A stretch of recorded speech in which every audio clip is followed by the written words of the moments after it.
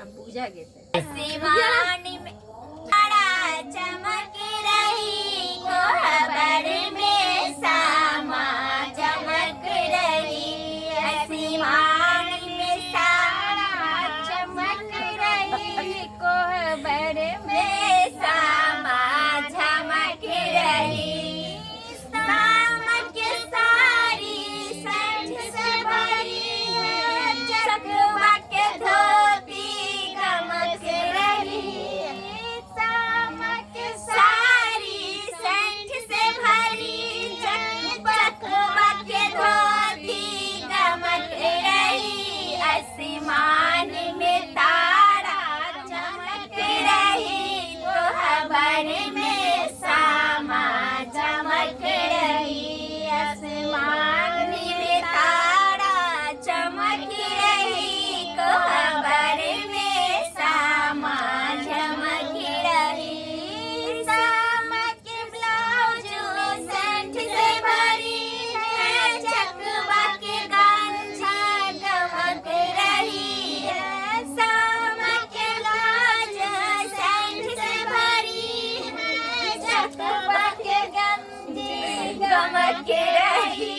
आसमान में तारा चमक रही कोहबर में सामा चमक रही अब फेर पारी करे जा जो चलो चलो हम भाग ले चलो खेत तक आते बराई तक भाग ले आए तो हमरा घर वाला खोजत कि कहां कनिया आवे छूनू ना ये छू ना ये कनिया ये बारा वाली बोल जा मगी के कौन कौन गांव के नहीं रहे से लियो ना पकड़ू ना कहां वाली साइदपुर नगर हाय साइदपुर वाली के भाई साइद नगर वाली के भाई नहीं छोड़े थे तो लियो आ रे नहीं या अपने सब फेरू ना सुतरो लोते कर बच्चा काम नहीं चाहिए किधर कर सामचा को का गाना था लियो ना हां साम उठियो ना सामा किने को छे आहा बोल बोले एनी देवे यहाँ पर हट दे बेटा रे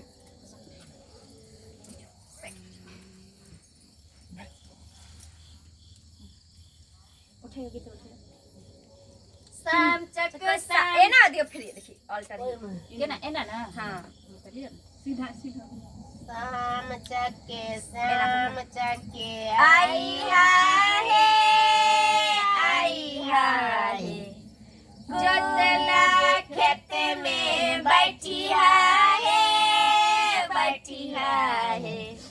सब रंग पटिया ओछाई है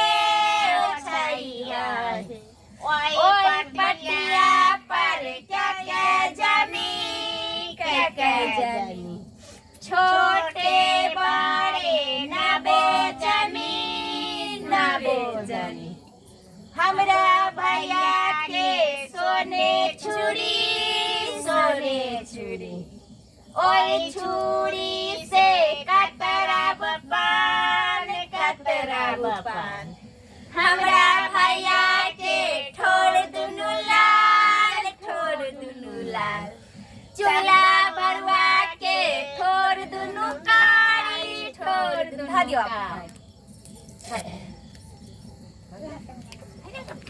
हट ना फुट जातो तोरा से एकटा में दियो ना चकला एकटा चकला हनी ओके लाभ चलो अभी तक आती है बन जाना दीवानी कान sama के साथ कहां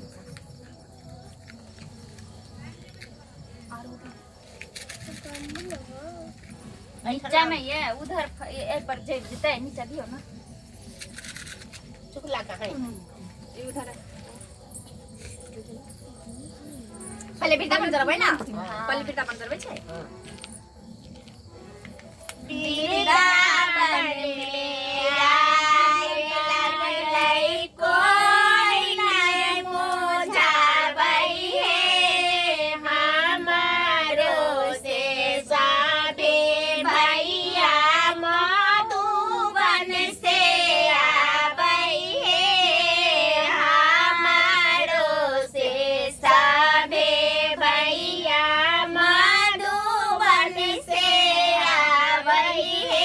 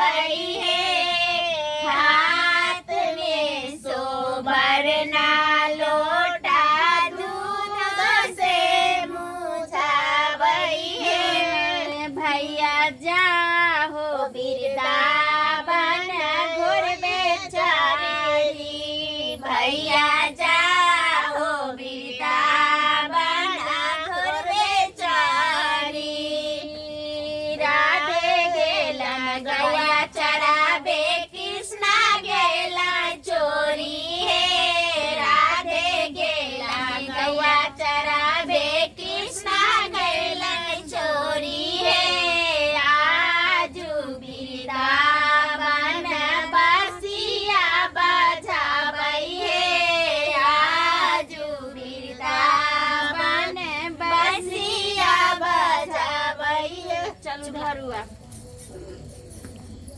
चुगला के चुगला के मुंह झाड़ पहले नहीं पहले गाय पढ़ियो ना तब ना मुंह झड़ के गाड़ देला त मुंह झाड़ कर त गाड़ी चुगला बिना लगन के लैसा सोरारिया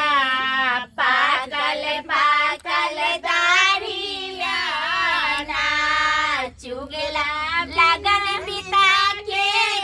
लैसा सोरारिया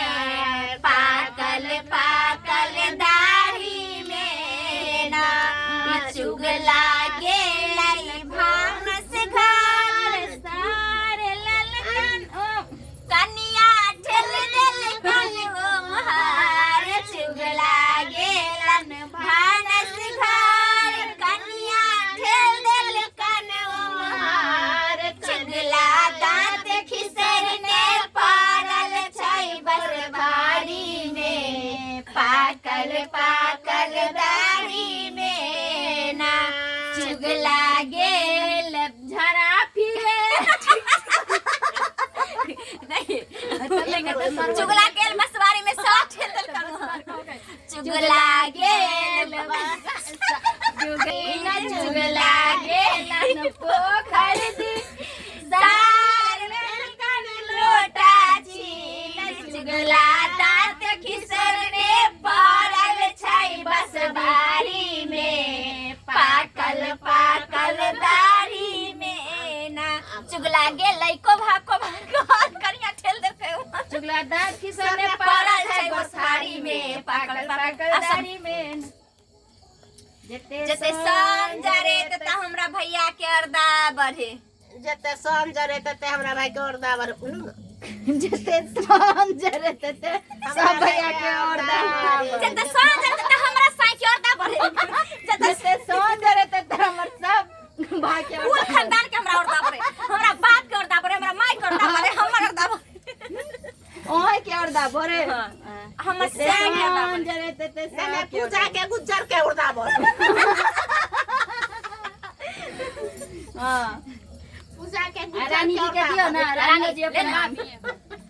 जते संजरे तते हमरा भैया के अर्दा बढ़े जते संजरे तते हमरा भैया के ना बहुत जरूरी छी चल चल आप कथि करबे अब कथि घर कर जाय जाय अब ससुराल बाबू के अब की कहबे यहाँ से पहले अब मिंटू करूंगा अब चलबे फेर है कि अब तक खेल ले लिए चले जाए घर चले जाए चलू साम उठा हां उठो का सामा खेल का